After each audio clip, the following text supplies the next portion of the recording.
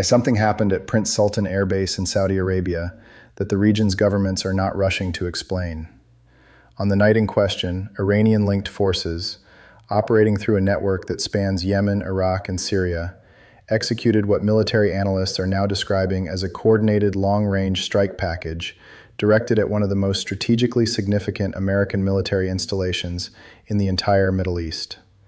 Prince Sultan Air Base, located approximately 130 kilometers southeast of Riyadh in the Al-Kharj region, is home to forward-deployed U.S. Air Force assets, including fifth-generation F-35A and F-15E Strike Eagle aircraft, aerial refueling platforms, and an integrated air defense umbrella that includes Patriot PAC-3 batteries.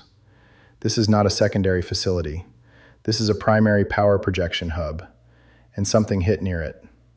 In the next couple of minutes, I will show you what really happened, what the official record is deliberately obscuring, and why the implications stretch far beyond one base in the Saudi desert. Quick, before we continue, thanks a lot for tuning in. Your support is what keeps this show going, and I genuinely appreciate you watching. Please make sure you are subscribed and like the video so more people get to see this. Now let us get to it. Most people think Prince Sultan Air Base is just another overseas U.S. installation.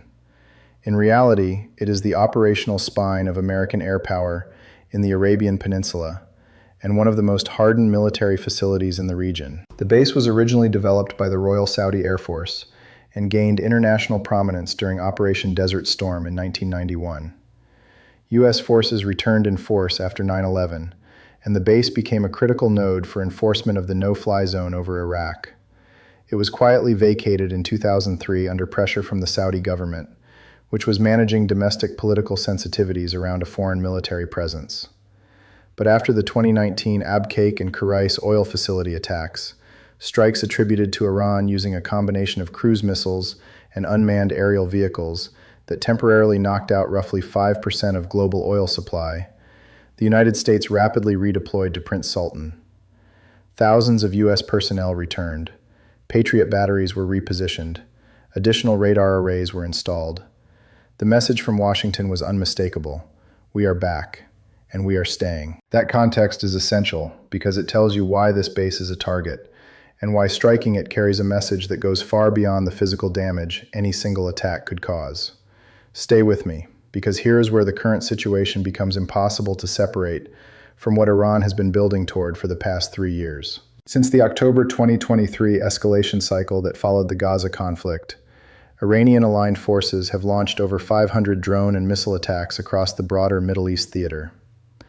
The Houthis in Yemen alone have fired more than 400 ballistic missiles and attack drones at Saudi Arabia and the Red Sea shipping corridor. Iraqi proxy groups operating under the umbrella of the Islamic Resistance in Iraq, factions linked directly to Iran's Islamic Revolutionary Guard Corps Quds Force, have targeted U.S. bases in Iraq and Syria more than 170 times.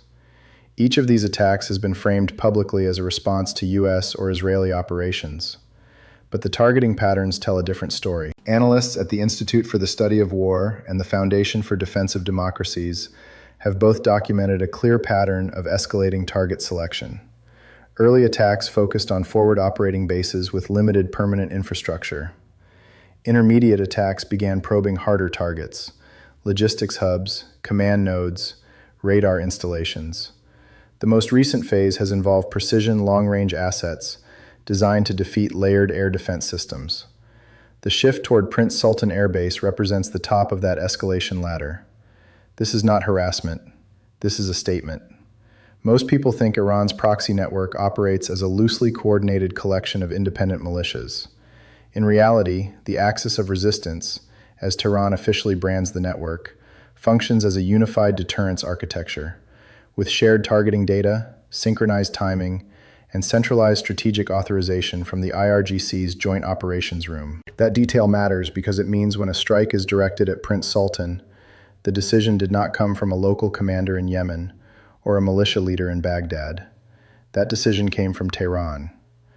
The strike package reportedly involved a combination of Shahed 136 loitering munitions, the same Iranian-designed kamikaze drone platform that has been used extensively in Ukraine, alongside what satellite imagery analysts and open-source intelligence trackers have identified as a medium-range ballistic missile component.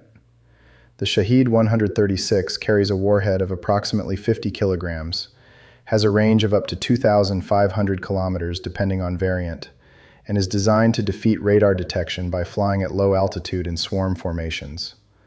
Multiple units flying in coordinated waves can saturate a Patriot battery's engagement capacity. Here is where the suppression angle becomes concrete. Satellite imagery over the Al-Kharj corridor from commercial providers, including Maxar Technologies, showed unusual activity consistent with post-strike damage assessment in the days following the reported incident.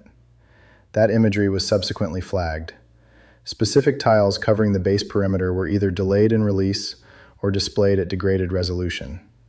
This is not speculation. This is a documented pattern that researchers at Bellingcat and independent OSINT analysts on the open-source monitoring platforms have identified and cross-referenced. When satellite providers degrade imagery over a military installation after a reported incident, that is not coincidence. That is coordination.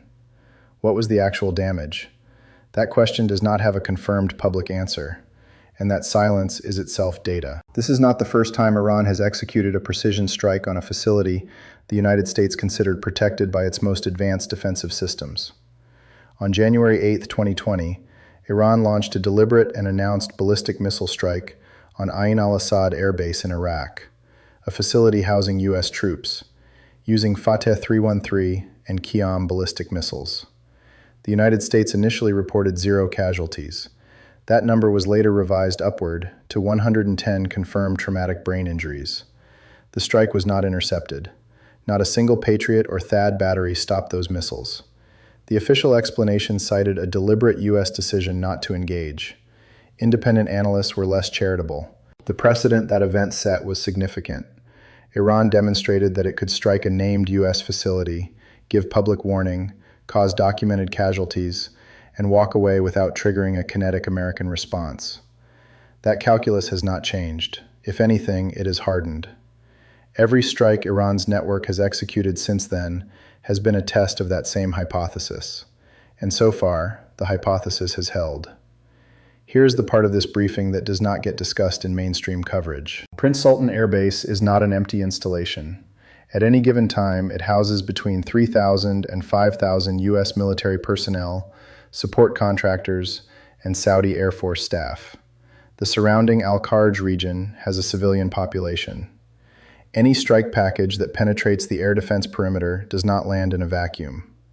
The blast radius of a Shahed 136 impact in a populated support zone is not contained to military infrastructure. The potential for civilian and allied military casualties in a scenario where the air defense layer is saturated is not theoretical.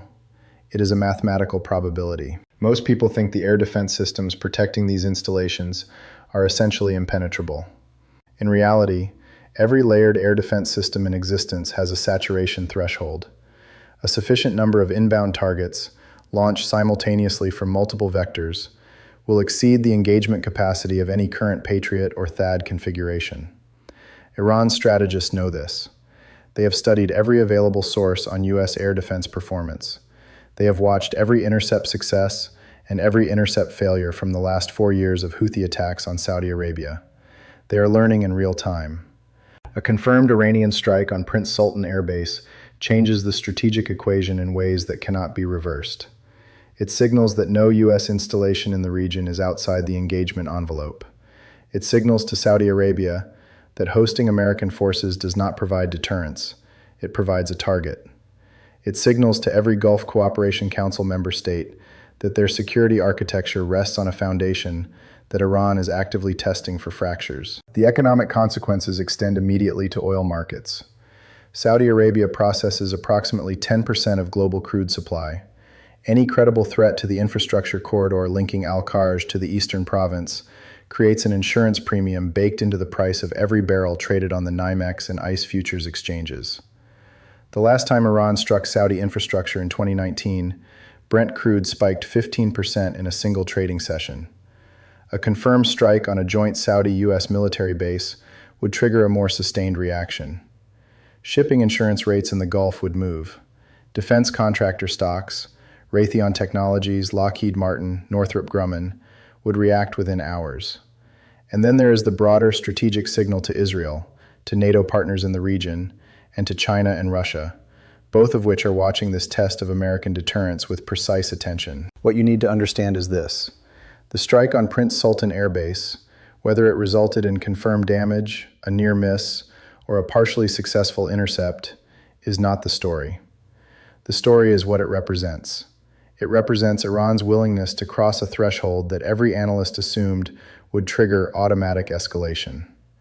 It represents a deliberate calculation that the United States, in its current political posture, will absorb the provocation rather than respond with force. And it represents a message to every American ally in the region that the deterrence umbrella has a ceiling. The information blackout surrounding this incident is not incidental. Governments manage information after military incidents for specific reasons: to prevent panic, to preserve negotiating space, to avoid triggering escalation obligations, and to maintain the credibility of a deterrence posture that may have just been visibly dented. All of those reasons are present here simultaneously. What Iran just did at Prince Sultan is not a single event.